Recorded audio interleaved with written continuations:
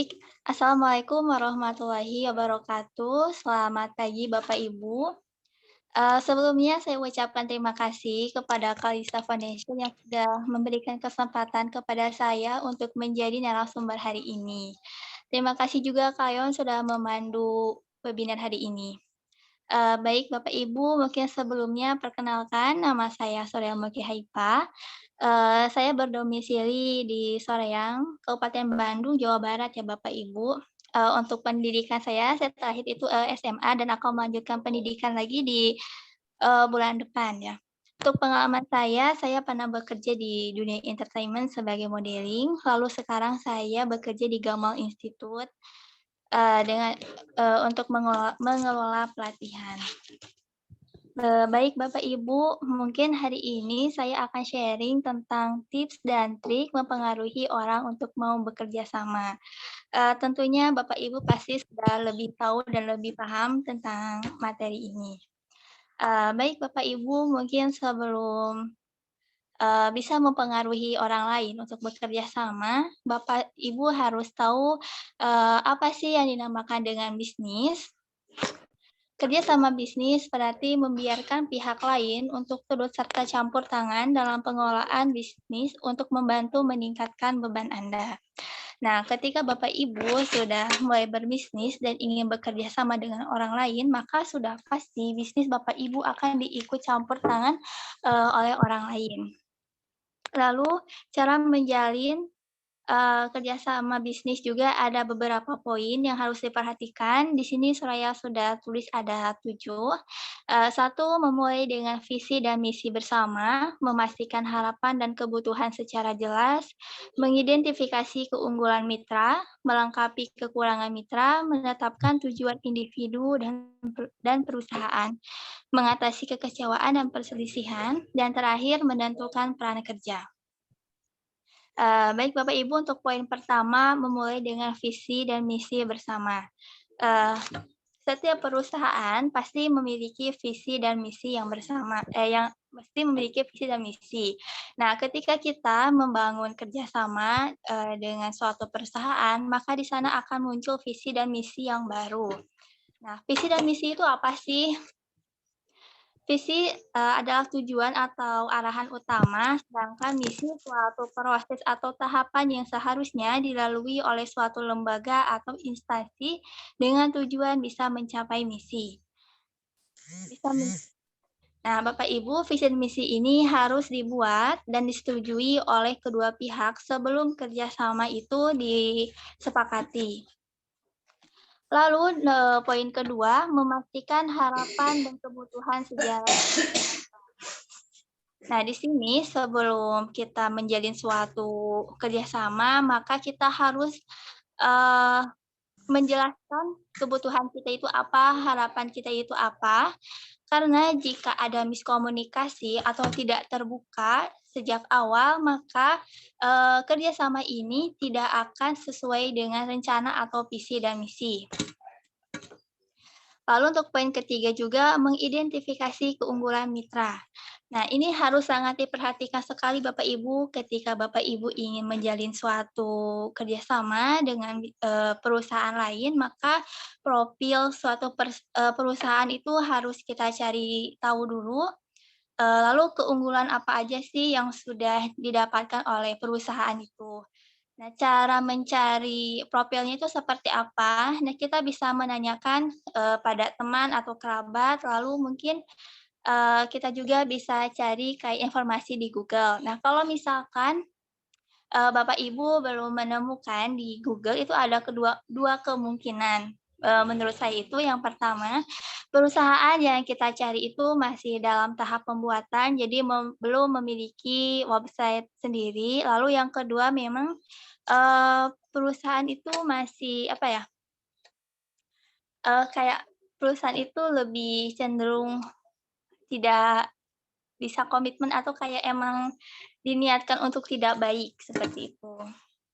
Tapi Bapak Ibu juga kalau misalkan mencari suatu perusahaan dan memang sudah ada di media-media sosial atau apa, itu pun patut dicurigai atau memang harus dicarikan informasinya. Karena tidak menutup kemungkinan perusahaan-perusahaan yang sudah punya website atau punya, namanya bisa melakukan hal-hal yang tidak diinginkan. Lalu, selanjutnya melengkapi kekurangan mitra. Nah, Bapak Ibu, setiap orang pasti akan memiliki kurang dan lebihnya. Begitupun juga dengan, suatu perusahaan pasti akan memiliki kurang dan lebihnya. Maka dari itu muncullah kata kerjasama. Kerjasama ini adalah untuk saling menutupi kekurangan satu dengan yang lainnya. Nah, makanya tadi di awal sudah, saya jelaskan harus, terbuka harapan dan kebutuhan. Karena, di sini ketika kita sudah tahu apa saja yang diharapkan, kebutuhannya apa, berarti kan secara tidak langsung kita sudah tahu kayak kurangnya apa. Nah, di sanalah tugasnya kita sebagai partner bisnis harus menutupi kekurangan dari partner bisnis kita. Selanjutnya, menetapkan tujuan individu dan perusahaan. Nah, setiap orang pasti akan, memiliki tujuan dia membangun, kerjasama itu apa, lalu mungkin perusahaannya sendiri, pasti punya tujuan. Nah, contohnya misalkan ada suatu, perorangan yang ingin membuat sebuah, koperasi dan misalkan, ingin bekerja sama dengan kami.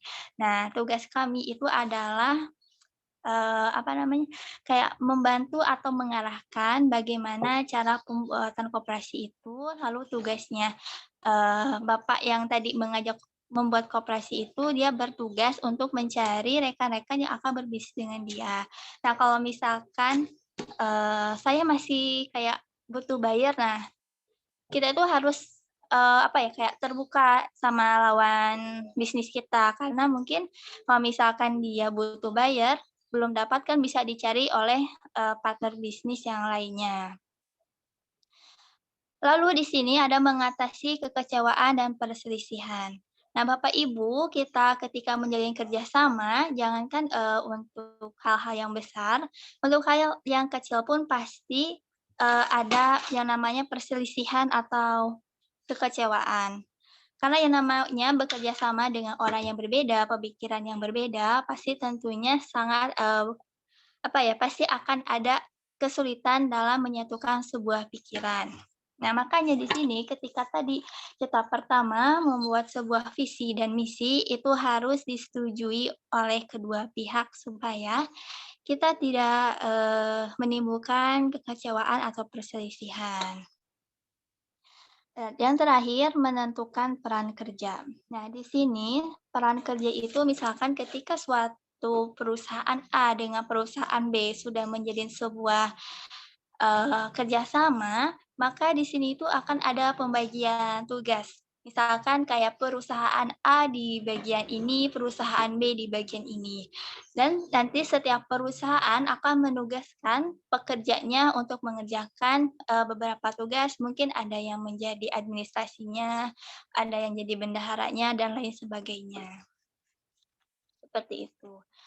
Eee, Lalu kalau misalkan sudah terjalin sebuah kerjasama, maka ada beberapa yang harus diperhatikan, yaitu perizinan. Ketika suatu kerjasama itu dalam jangka, panjang dan proyeknya besar, maka di sini wajib yang namanya ada perizinan seperti MOU dan lain sebagainya. Untuk apa sih ada perizinan itu?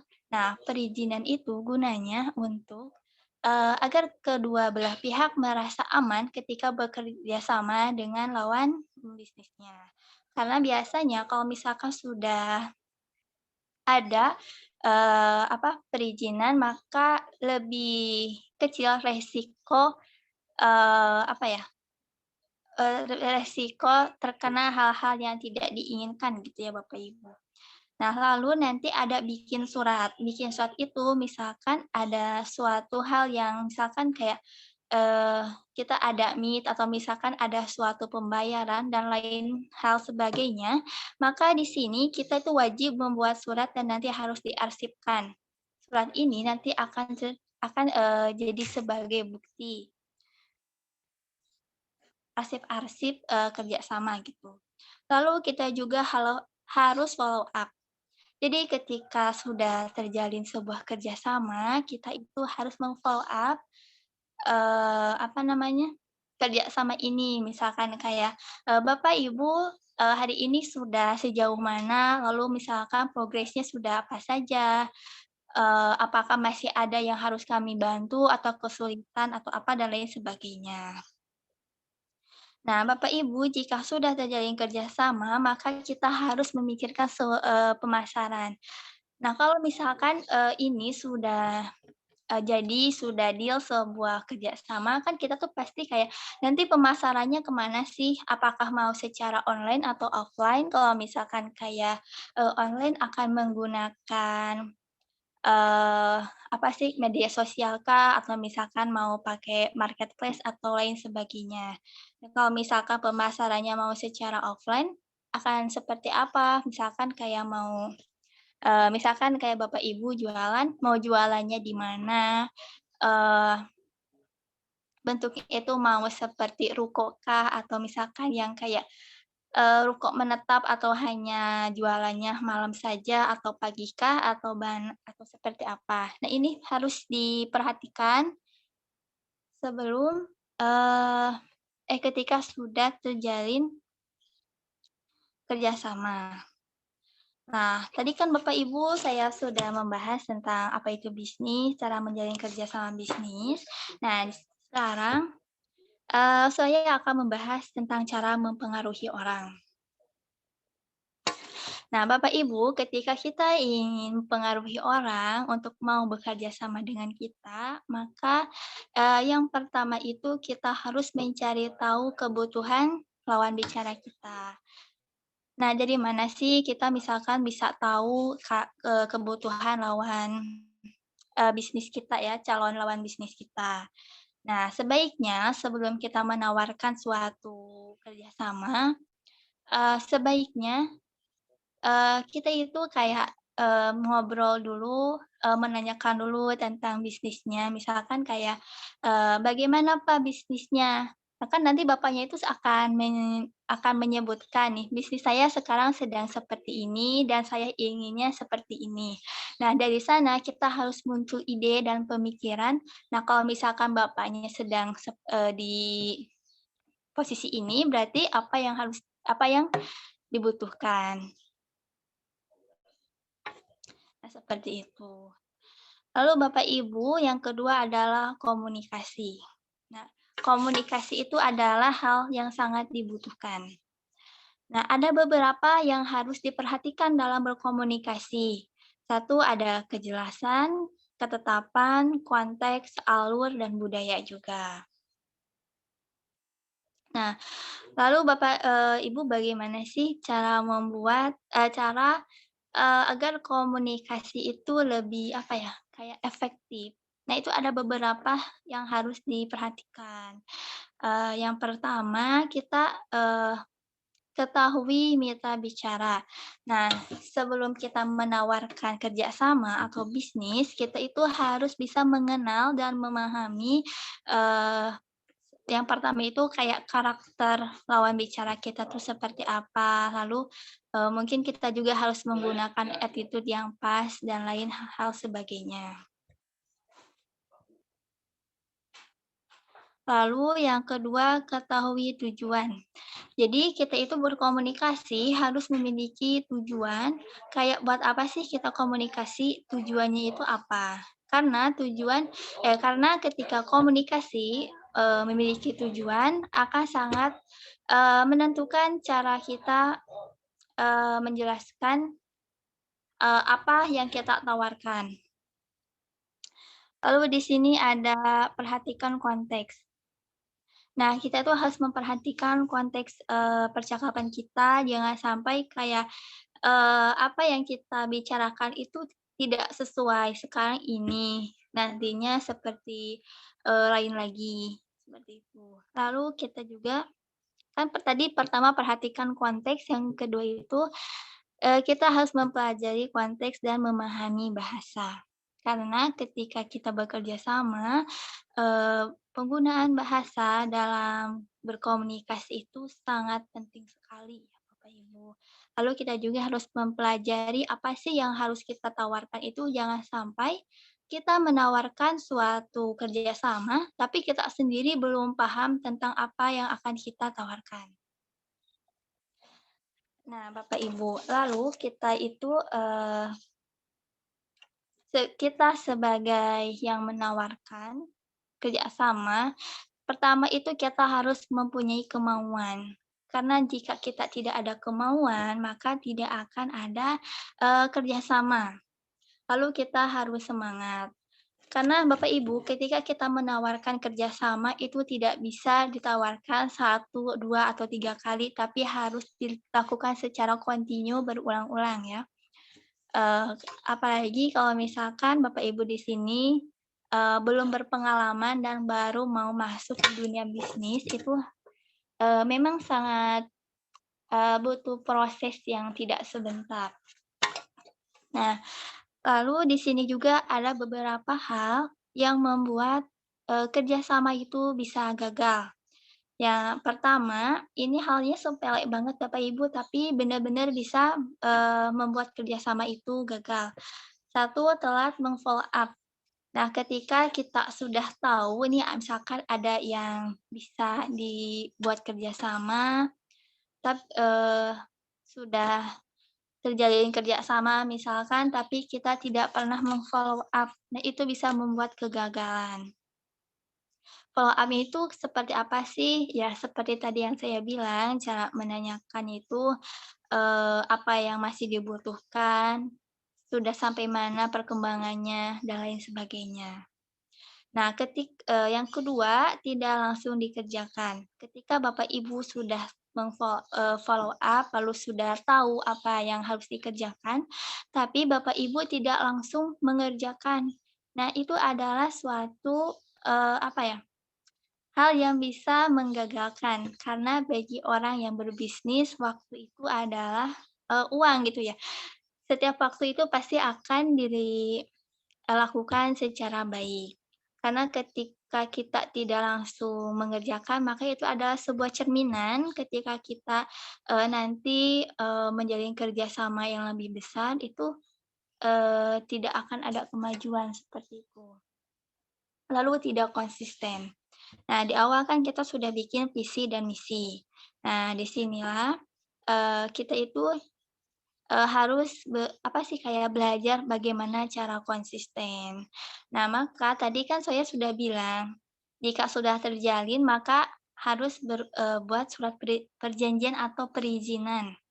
Nah, karena di sini jika ada yang tidak konsisten dari salah satu pihak, maka biasanya pihak itu akan mendapatkan, penalti atau misalkan membayar sejumlah uang yang sudah disepakati sebelumnya.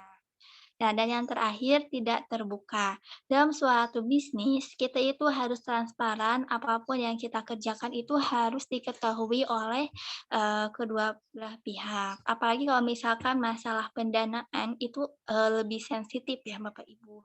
Makanya ketika kita sudah melakukan suatu pembayaran atau misalkan kita mendapatkan, uang itu harus diketahui oleh dua pihak. Nah, misalkan ada bukti pembayaran atau apa, maka itu harus disimpan oleh kedua belah pihak. Baik Bapak Ibu, mungkin itu saja yang bisa saya sampaikan. Mohon maaf untuk kurang, karena di sini juga saya masih belajar. Terima kasih. Saya kembalikan sama Kak Leon. Oke, baik. Terima kasih Kak Surya, materi yang sangat luar biasa ya, teman-teman ya. Oke, bagi teman-teman kita akan masuki sesi tanya jawab ya. Jadi bagi teman-teman sekalian diperbolehkan untuk raise hand dan menulis pertanyaan di kolom chat ya. Oke, kita sudah ada beberapa pertanyaan sebelumnya di chat ya.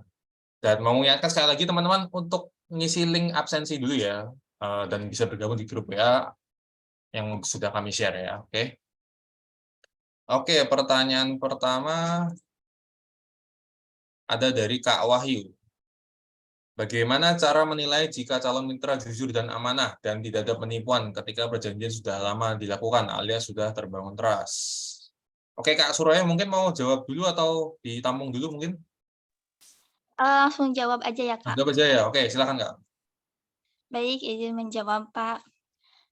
Bagaimana cara menilai jika mana, calon mitra jujur dan amanah dan tidak ada penipuan? Nah, biasanya ketika, mitra kita itu, jujur, kita tuh bisa melihat, apa ya, kayak sekecil apapun pasti akan ada laporan. Kayak misalkan perkembangannya apa, hambatannya apa, itu pasti akan selalu kayak bilang sama perusahaan yang satunya lagi. Dan jika, ada kesusahan atau apa itu pasti minta didiskusikan, tidak menangani sendiri. Seperti itu mungkin ya, Pak?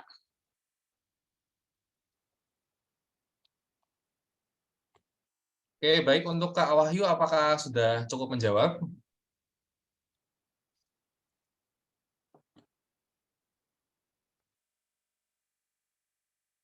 Oke, baik. Kita langsung ke pertanyaan selanjutnya. Dari Kak Eka Prayoga, apa hal-hal yang sebaiknya dihindari ketika mencoba mempengaruhi orang agar tidak merugikan hubungan atau reputasi kita? Dipersilakan Kak Suraya. Baik, izin menjawab. Nah, untuk menghindari, hal-hal tersebut ya, yang pertama kita itu jangan menawarkan kerjasama yang memang, kita itu tidak tahu atau tidak paham. Terus kalau misalkan ada suatu perusahaan yang mengajak kerja sama dengan kita, lalu misalkan menanyakan, "Bapak, Ibu bisa tidak menangani hal ini?" Nah, kalau misalkan kita tidak bisa, lebih baik kita, bilang dari awal kita tidak bisa, jangan memaksakan diri, karena kalau misalkan kita memaksakan diri dan pada akhirnya tidak sesuai dengan keinginan klien kita, pertama kita akan kehilangan kepercayaan, eee, dan biasanya kita pun, apa ya, kalau bisnis itu kalau misalkan kita sudah tidak dipercaya sama orang lain, biasanya suka ada informasi ke orang-orang sekitar kita. Jadi kayak orang lain pun ikut tidak ingin bekerja sama dengan kita, seperti itu. Oke, baik. Terima kasih Kak Surya. Untuk Kak Eka Prayoga, apakah sudah cukup menjawab?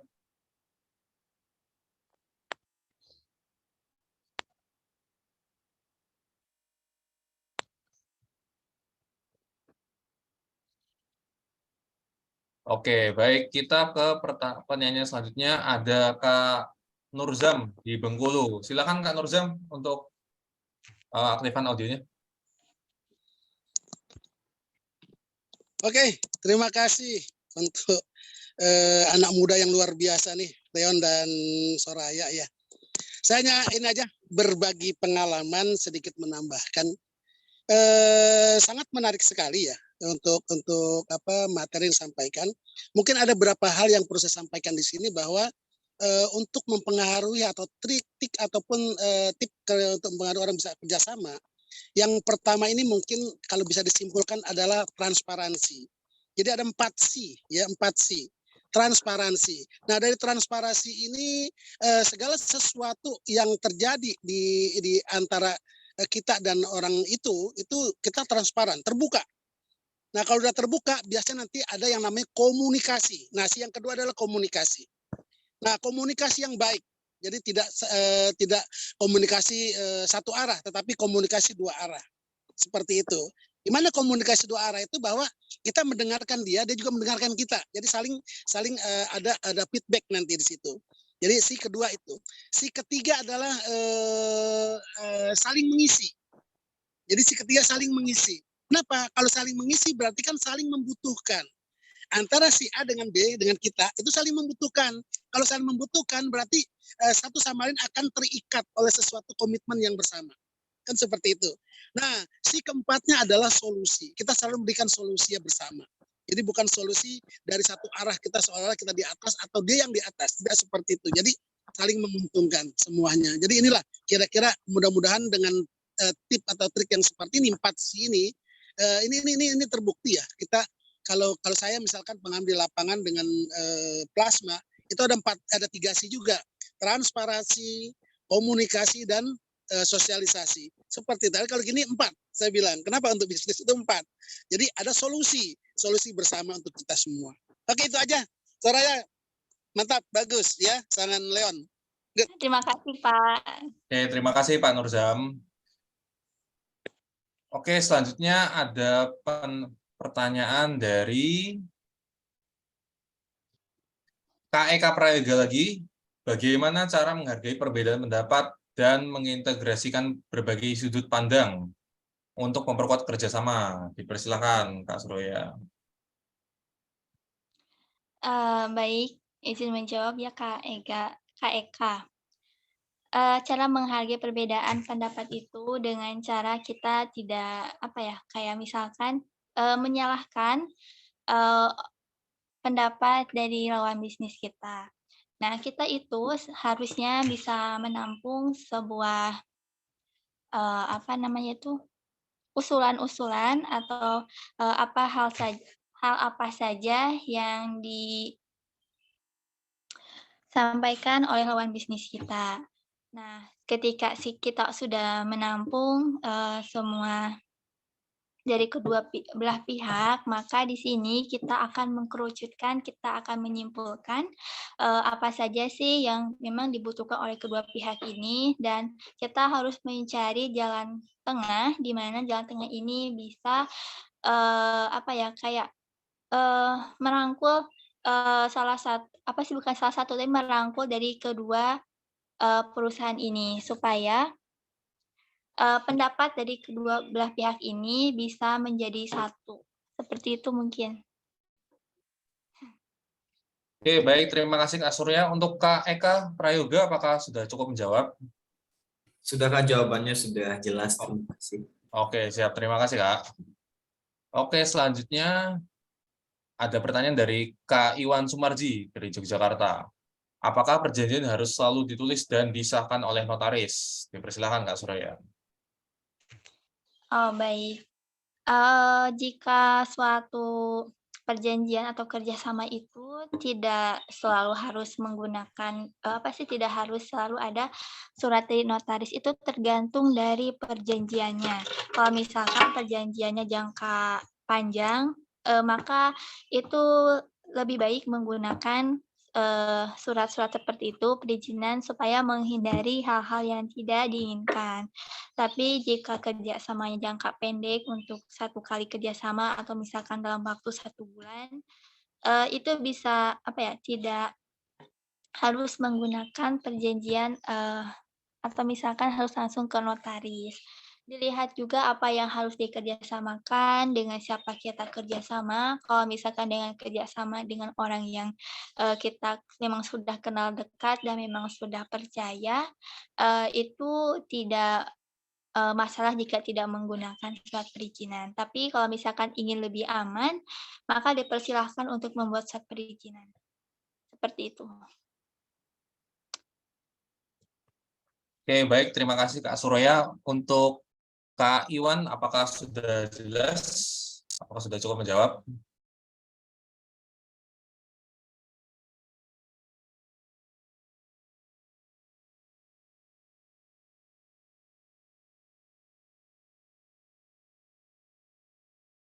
Oke, baik. Kita ke pertanyaan selanjutnya ya. Dari Kak Eka Prayoga lagi, bagaimana mengatasi konflik atau perbedaan yang mungkin timbul dalam hubungan kerjasama dengan orang lain? Silakan Kak Surya.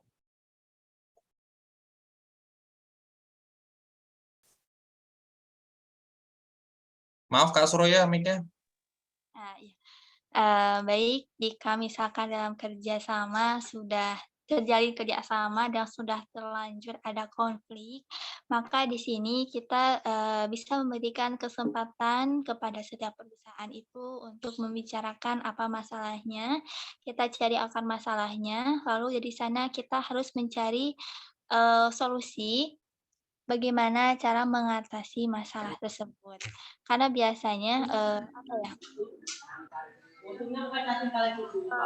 Terjadinya konflik itu kan biasanya jika ada yang tidak sesuai dengan keinginan salah satu pihak atau, mungkin dari keduanya, maka di sini kita harus, transparan supaya tidak terjadi konflik. Dan jika sudah terjadi, maka kita harus mencari akar masalahnya dan membuat solusinya. Seperti itu. Oke, baik. Untuk Kak Eka Prayoga, apakah sudah cukup jelas? Oke, baik. Terima kasih Kak Eka Prayoga. Oke, baik. Bagi teman-teman sekalian yang ingin bertanya, dipersilakan untuk mengonkan audio. Ya, mumpung Kak Surya ada di sini ya, jadi silakan bertanya sebanyak-banyaknya supaya jelas ya, teman-teman.